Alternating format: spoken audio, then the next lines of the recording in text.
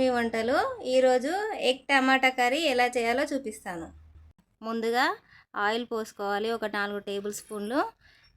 అది ఆయిల్ కొంచెం వేడెక్కిన తర్వాత 1/2 టేబుల్ స్పూన్ ఆవాలు, 1/2 టేబుల్ స్పూన్ జీలకర్ర వేసుకున్న తర్వాత కొంచెం వేగాలండి. అవి వేగిన తర్వాత కొంచెం అవి చిటపట అంటూ ఉంటాయి. తర్వాత మనం కొద్దిగా కదుపుతూ ఉండాలి దాన్ని. చూడండి ఎంత చక్కగా చిటపటలు ఆడుతున్నాయో, అవి చక్కగా వేగిపోయాయండి. ఇప్పుడు మనము 1 కప్పు ఆనియన్స్ కట్ చేసి పెట్టుకున్నాం కదండి, అవి వేసేసుకుందాము. చాలా చక్కగా వేగుతాయండి ఇవి. గోల్డెన్ కలర్లో రావాలంటే ఒక 1/2 టేబుల్ స్పూన్ సాల్ట్ వేసుకోవాలండి. వేసుకున్న తర్వాత కలుపుతూ ఉండాలి దాన్ని.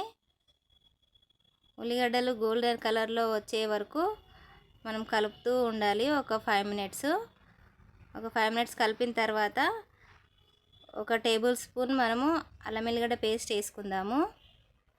అల్లం వెల్లిగడ్డ పేస్ట్ వేసేసుకున్న తర్వాత దాన్ని మరోసారి కలుపుకుందాము. మరోసారి కలుపుకున్న తర్వాత అది చక్కగా పచ్చి వాసన పోయేంత వరకు ఉంటుందండి. 1 టేబుల్ స్పూన్ పసుపు కూడా వేసుకుందాము.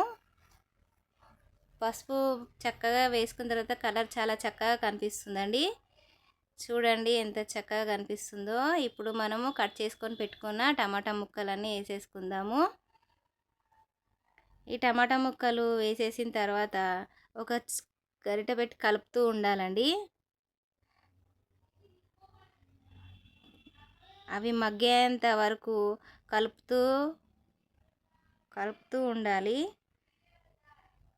ఇప్పుడు అవి కలిపిన తర్వాత ఒక 2 రెమ్మలు కలేమాకు వేసుకుందాము.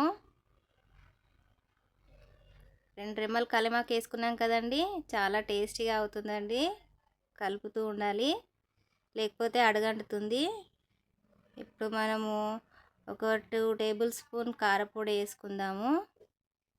2 టేబుల్ స్పూన్ కారపొడి వేసుకున్న తర్వాత మరోసారి కలుపుకోవాలి. చూడండి గ్రేవీ లాగా చాలా చక్కగా తయారైంది. ఇప్పుడు మనము ఎగ్ మసాలా కొనుక్కొచ్చుకోవాలండి, ఒక ప్యాకెట్. అదే వేసానండి నేను.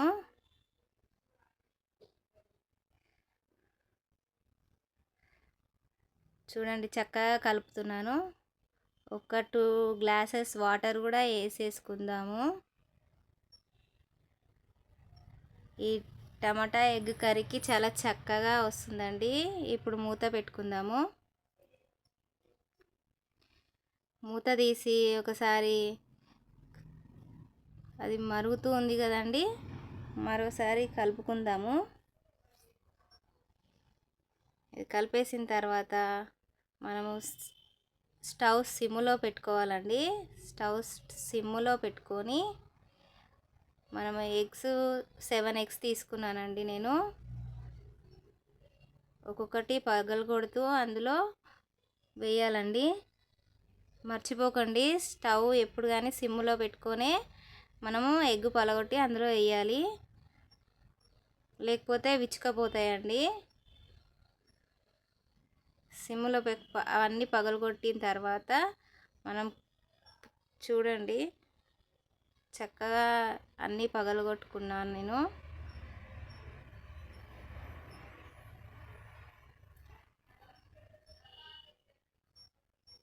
ఇప్పుడు కొంచెం పొంగు వస్తుంది కదండి, మెల్లిగా కదుపుతూ ఉండాలి. దాన్ని మెల్లిగా కదుపుతూ ఉండాలి, లేకపోతే విచ్చుకుపోతాయి. ఎగ్ ఎల్లో బయటకు వస్తే మాత్రం చక్కగా ఉండదండి, చాలా టేస్టీగా అవుతుంది. ఇలా మెల్లమెల్లిగా కలుపుతూ తిప్పుతూ ఉండాలి. చూడండి ఒక 10-15 నిమిషాలు స్టవ్ పైన అలానే సిమ్లో అయిన తర్వాత ఒకసారి ఇట్లా కదుపుతూ ఉండాలి. చూడండి తర్వాత ఒక గుప్పెడు కొత్తిమీర కూడా వేసుకుందామండి. ఒక గుప్పెడు కొత్తిమీర వేసుకున్న తర్వాత మనము ఒక్కసారి మెల్లిగా కలుపుతూ ఉండాలి. మెల్లిగా కలుపుతున్న తర్వాత ఇంతేనండి, రుచికరమైన tomato egg curry ready. Like చేయండి, షేర్ చేయండి, సబ్స్క్రైబ్ చేయండి.